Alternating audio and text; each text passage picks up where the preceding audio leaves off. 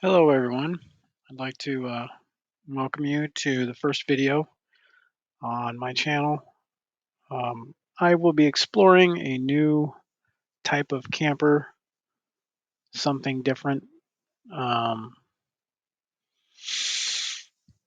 so, I have been thinking about building a camper for a long, long time now, about 5 years. I've looked at traditional teardrops, I've looked at off road teardrops, and I really like a lot of that. Um, So I'm into those kind of styles. I thought about doing a full size trailer as well. History wise, I have actually I think I've seen this guy's videos. This is a really good video series to watch.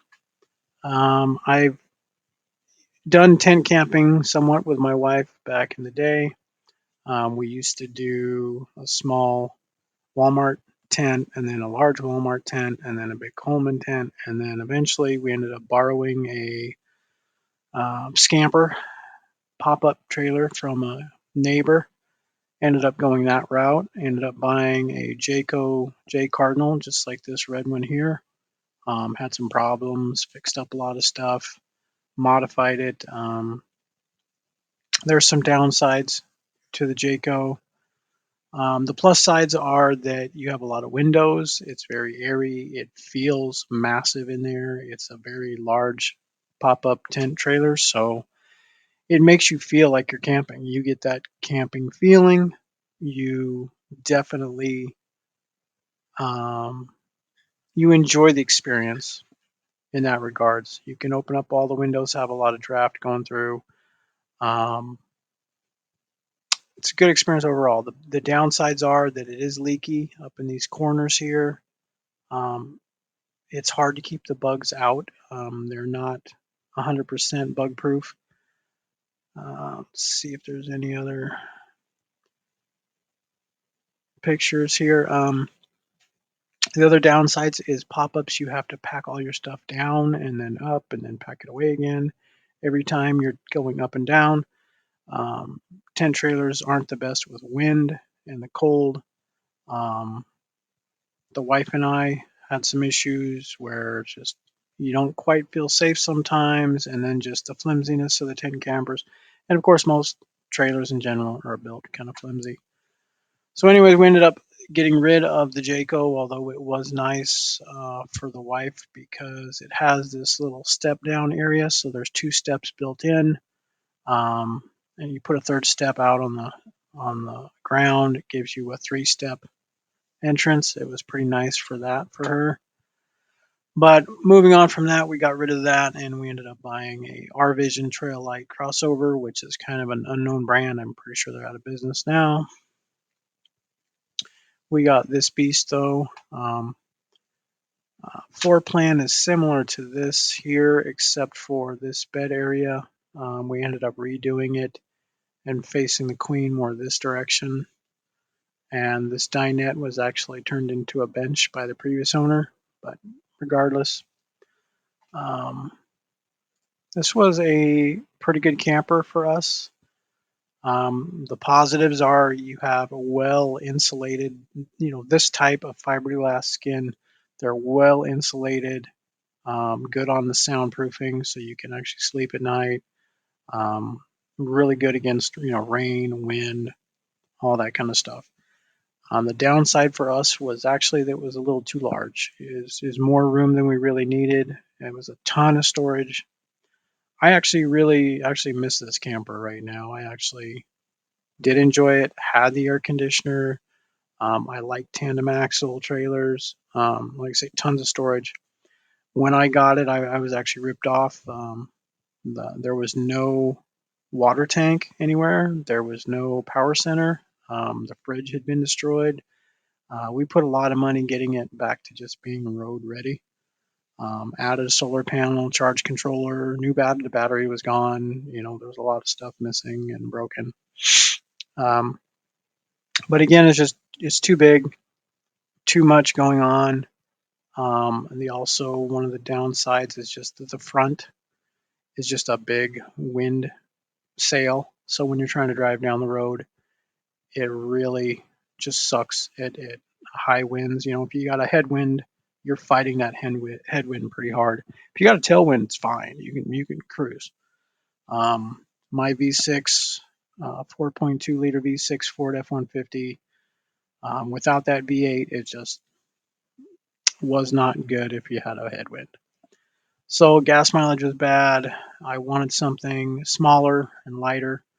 So again, I've been thinking about what I want to build, and I want something in between this here, this kind of deal, and the teardrop. So kind of in between. I've had a lot of design ideas. I have a bunch on paper that I should really take some photos of and upload and kind of talk about those ideas.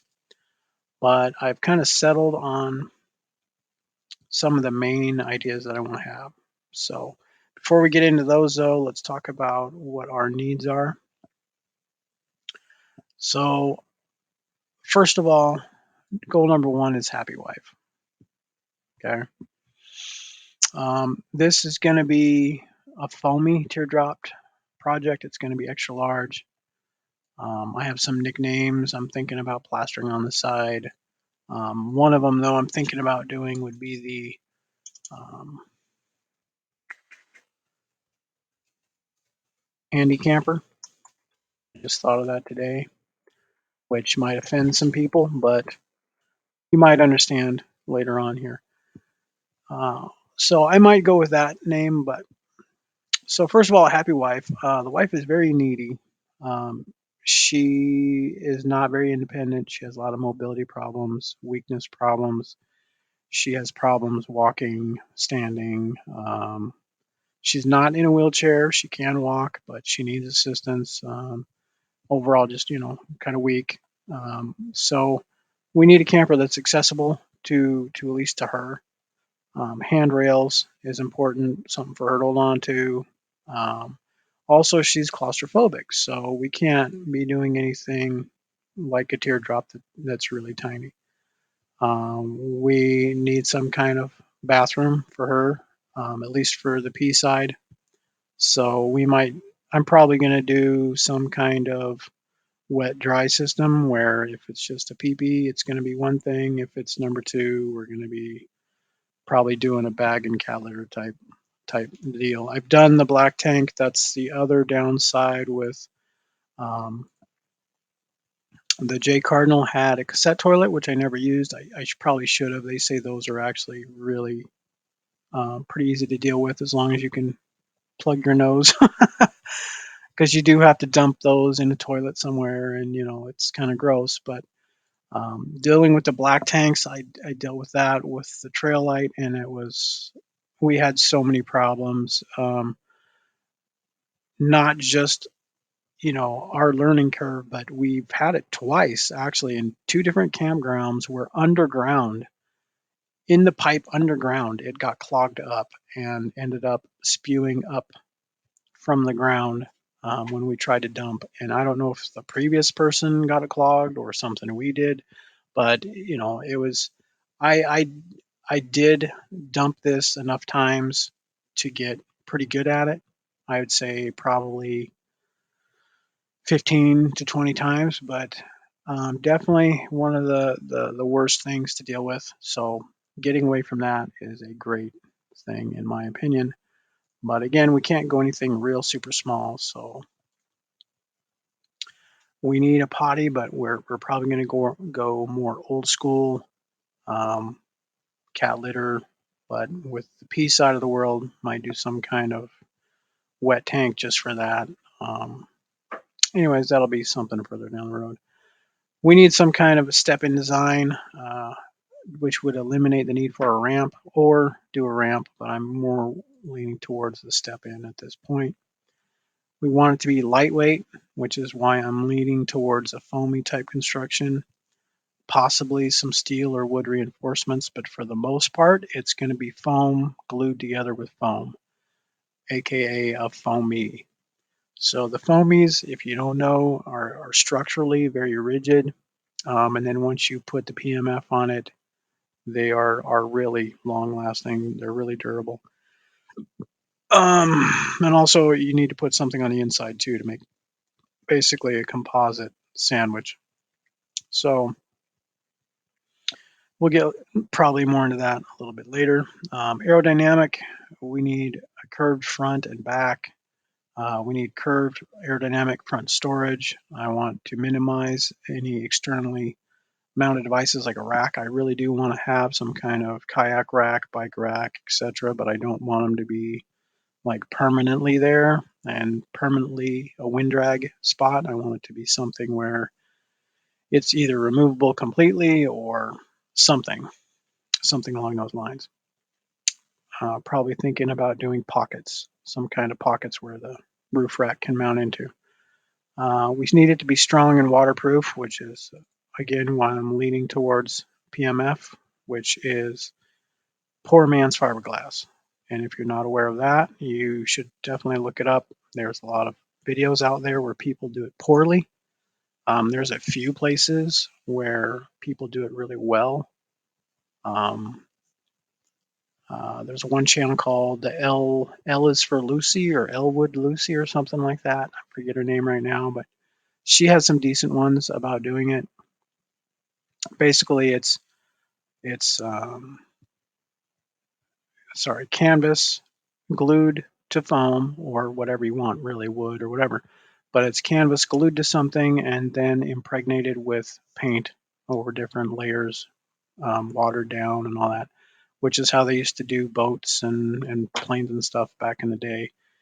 And it does work fine. It lasts a long, long time, and it's absolutely waterproof. It's still pliable, things like that. So, anyways, we're gonna shoot for that. I have a canvas supplier I'm looking at called Duck, um, Big Duck Canvas, I think it was what it's called. I'm trying to figure out some details about that because there's many different types of canvas, but going to be ordering some of that soon. We want to incorporate some kind of shower. Do we do the inside shower integrate with the potty? That's some things I haven't decided which way I want to go. I would like to have some kind of couch, but that's not necessarily going to happen. Pull-out tables, I would like to keep in mind, that's why it's in this list, is that I want to be able to have like hidden tables that can just pull out from places or flop down from places instead of always dragging tables and having them in the back of the truck. It would be nice to have tables that appear from nooks and crannies and corners, especially outside where you're setting up some kind of kitchen. So the galley, do I do the back galley or not? I've thought about that. I'm still not sure which way I want to go. We might just do side hatches where the galley should be and have big, large storage compartments, or we might do the galley. I kind of want to do it and I kind of don't. So on one hand, the galley would be nice because it's more traditional teardrop and it has a really nice appearance to it, the way they do it. On the other hand, it raises other design problems that I don't want to have in this camper, and it also complicates the build. Getting the hurricane hinge is not cheap. I'm also trying to do, should be on here actually, is if I can get the thing to work, we need it to be low budget, and I want to stress that. We want to be as low budget as possible. I am going to try and I'm spending the money where I have to, but I'm going to try and do it on a tight budget if at all possible. So in that, hurricane hinge is expensive. A lot of the hardware can get expensive. I'm going to be making my own door, probably not my windows, but anyways, we'll talk more about that in a minute. So getting into some of these designs, I think this one is our original sketches here, not our paper. I would like to upload the paper ones, but again, this is my original digital ones. And the first problem I ran into with this one, so this would be the bed here. This is the water tank. This is the tire, obviously. And here I had the idea for kind of a sunken floor.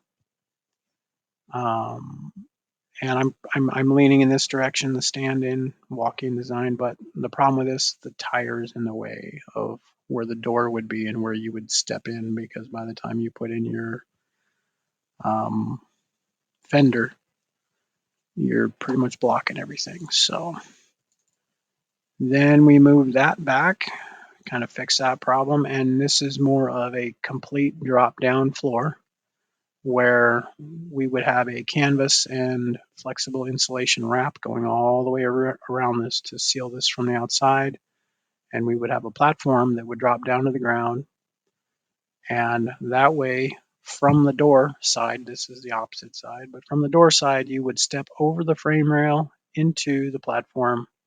And that way, you're only stepping up a few inches rather than trying to take a bunch of steps up. That should be enough for the wife to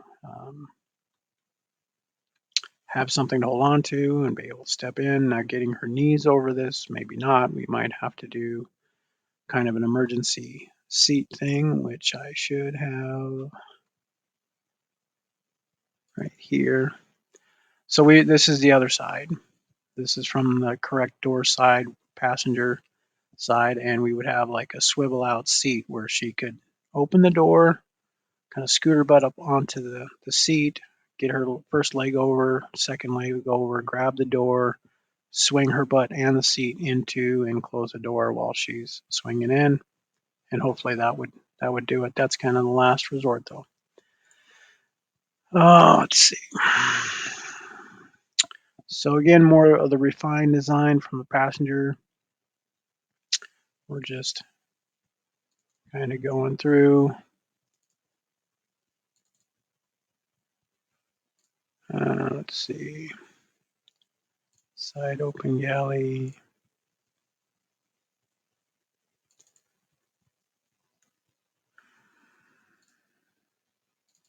I think these are older ones. This here is an idea that I've had for many moons. So to understand this, you have to also get this photo going, so drawing, so we can understand. So this would be the back of the camper. This would be a galley type door here, in conjunction with this door here. And the concept is that you would have kind of a dinette right here, where each side, this would be a dinette seat, this would be a dinette seat, a table would be going across the middle. Then you would have kind of a kitchenette here and here. So if you're looking at this photo, this would be like sink and stove on one side. On the other side, you would have a prep surface. And then you would have a door in the back. All right, so let's go back here. So you would have a door back here. And again, seating, and you would be facing this direction. And then seating, and you would face this direction with a table in the middle. The table would be on kind of a post swivel thing that would swivel out so that it could be a work table out here when you're not dining. But when you are, you would basically just walk up the ramp, which would drop down from this point here. Walk up the ramp, you would pull the table in, you'd prep your meal, whatever. Somebody would obviously, like the wife, would be sitting there.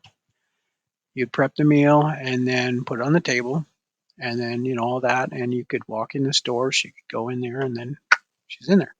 But you would still have the problem with this is you'd still have to have this door because of like fire escape. If this galley was closed and this door was closed and there was no door here and something happened, you'd be trying to come out this way and open the galley hatch and all that stuff. And I don't think that'd be so great.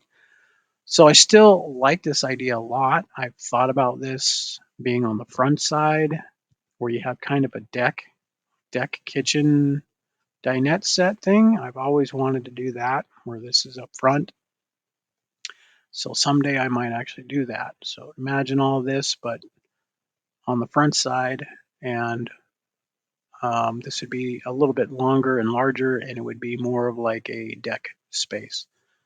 So instead of a galley hatch, um, something a lot more substantial.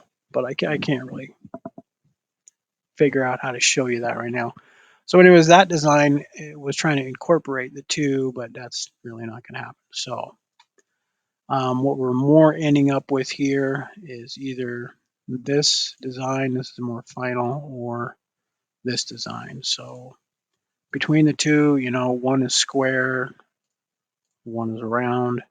This is going to provide better gas mileage because the airflow coming down off the camper is going to be cleaner versus this would cause lots of turbulence, and turbulence equals bad gas mileage. So, but this is obviously easier to build, easier to work with, and more traditional for some of these off-road teardrops. A lot of them are like square drop, like this one here. It's more of a square drop back. So I like that one too. It's more of a square drop. This one too, more of the squared back end. So we might end up doing more of that route. But I think the rounder would be overall more aesthetically nice. It's more difficult to build, but probably where we're going to be going. The water tank would house under the frame right in this area above the axle.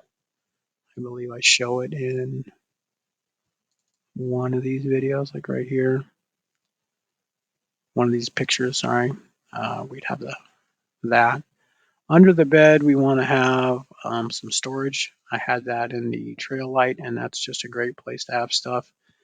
Then this would be like a cabinet where you'd have drawers that would pull out this way, going all the way across. Now imagine though, keep in mind, this is not going to be a small teardrop. She is claustrophobic, and I can't have it down to teardrop size. It needs to be more gargantuan. So you got to keep in mind here, although when you step on this platform and you're standing here, I'm 6 foot, my head should be about right here, giving me about 8 or 10 inches worth of head clearance. The inside cabin should be a lot larger than just a teardrop. You're going to have room to stand. This door should be nice and wide. These dimensions aren't probably going to be true to life, how it's actually going to turn out, but it should be a substantial amount of room where she doesn't feel claustrophobic. So we would have probably like 4 sets of drawers going across in this area and a nice wide table. This axle I've already ordered and have it actually right now. It's as wide as you can get. So it's the longest, widest axle that's legal, which I forget what that is, whatever it is. It's as wide and big as this camper, these here. And even though this wall is not going to come out as far as that axle, this wall will come out just with the frame. It's not going to come out any farther. It's still going to give a lot of room inside. But again, we're going to have the underbed storage and then all these drawers going across. I might do an inside sink too, but I don't know. I kind of don't want to cook inside. I kind of do. We're definitely already have a max air fan that we're going to have up about right here. This window here would be actually from a camper shell. So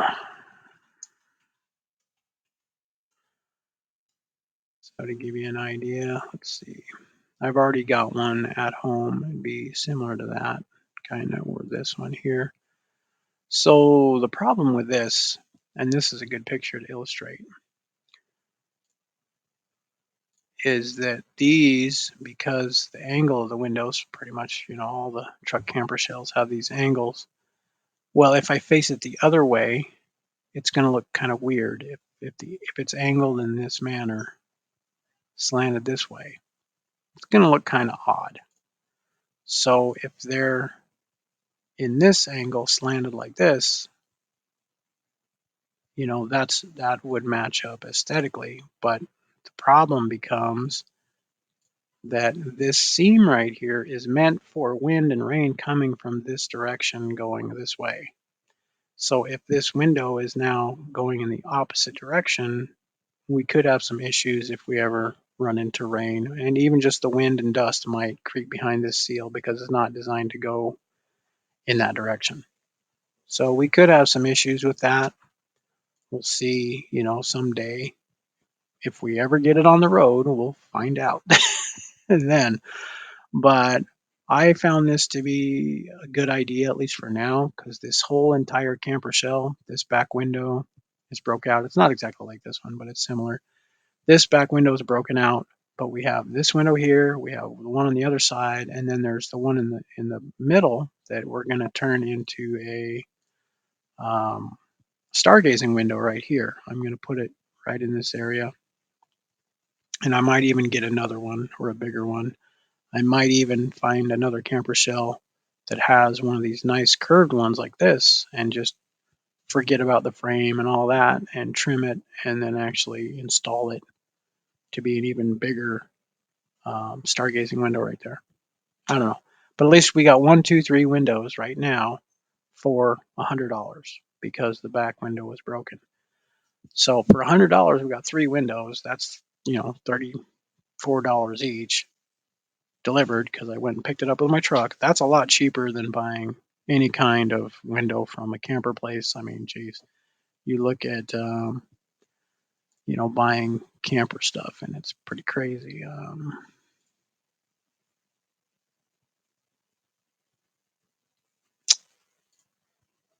Like if we go here and we look at windows for campers, I mean, these are little tiny things, little tiny 14 by 22, and that's $160. Tiny thing. If we get into the bigger ones, that's 182. If we get into these horizontal ones, that one's 146. 30 by 20, which still ain't that big, $230.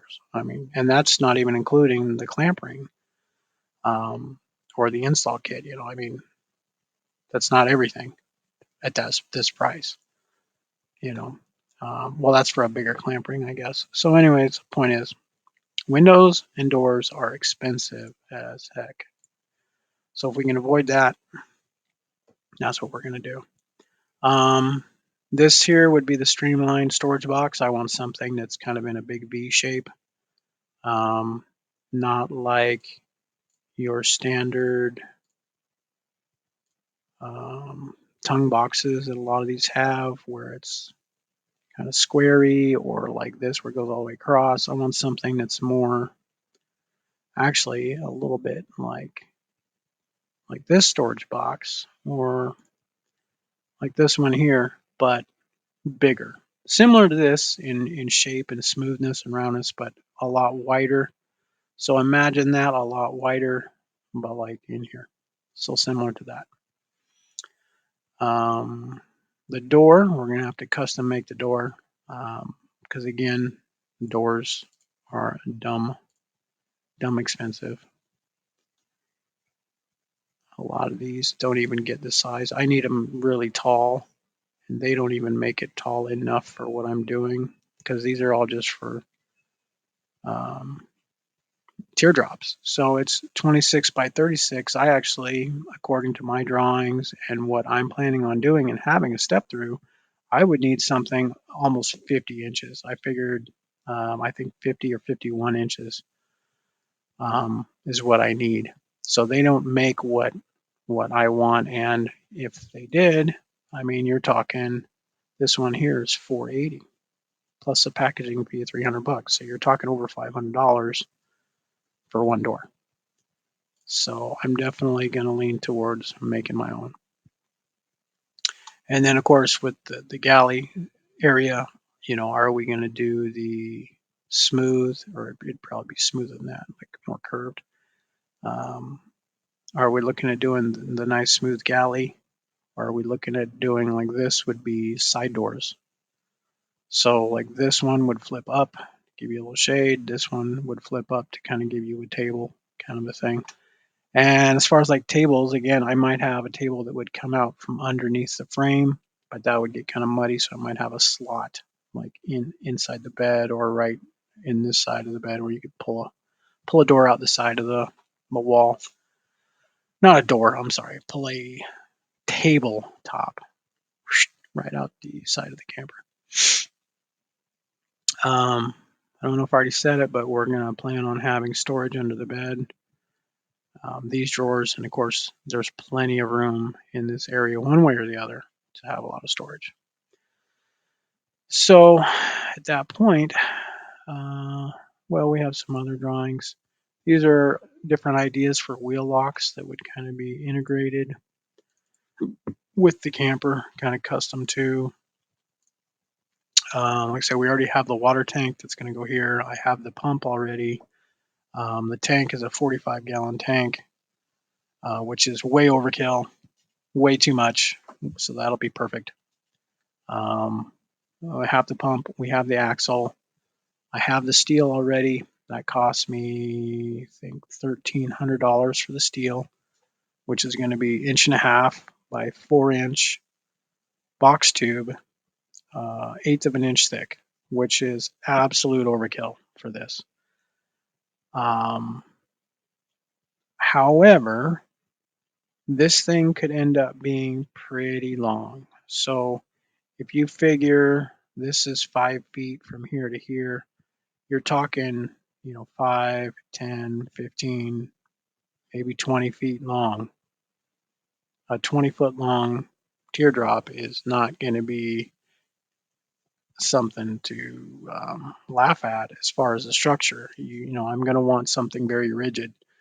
So I've worked with 1.5 by 4-inch rectangle tube before. I figure why not go ahead and use it on this over the whole length of this. I think that's going to be plenty strong. And then again, the foam construction glued to itself with the PMF, I think that's going to be plenty of rigidity overall to give a really rock solid foundation.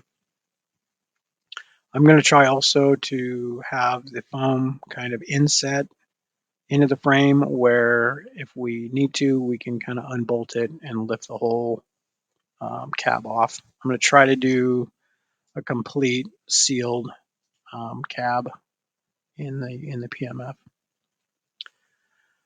Let's see. We already have the wheels and tires, which I don't really like how large they are. I might get some smaller ones. We have the axle springs that are actually 3,500-pound springs, 3,500-pound springs, and we probably ought to use like 2,000-pound springs, so we might end up modifying those. What else? I think that's probably it. The frame actually would be similar to this in that we're probably just going to do 2 side rails, one going across here, one going across here, and one going across here. Other than that, the frame is going to be pretty sparse. I'll probably have a smaller size reinforcement tube going across here and maybe one here, but I'm going to try to get the storage all the way to the bottom of the frame and then box in the frame bottom with some insulation or something. But that is the plan for now. Currently, though, part of the reason why it's been taking so long to even get into this is that the backyard is being dug out right now. I've been hand digging in the backyard for about 6 months or so, repouring my back patio concrete. And once that's finally done and I can rearrange the backyard, I can finally clean out the garage and actually have some room to start welding up a frame. Um, Overall, I think this thing is going to be too long to fit in the garage. But if this is, say, 16 feet from here to here, I'll probably not have the tongue welded on for a while. And I'm going to try to weld it as this shows it, where the tongue is in line with this. I'm probably going to try and take a piece and cut halfway through it, bend it, and that way one seam is factory. It's just a bended edge. We'll see exactly how it turns out, but I want to try and have it. How can I say this? Normally, when they build frames, you have the tongue actually underneath the main frame, and it's welded in a couple spots. So the tongue is lower than the main frame. But I'm going to try to keep it all in line for clearance issues because this is going to be a fairly long camper. I'm not really worried about it back here, but out here I'm going to worry about it because a lot of the campgrounds that we've stayed at, especially with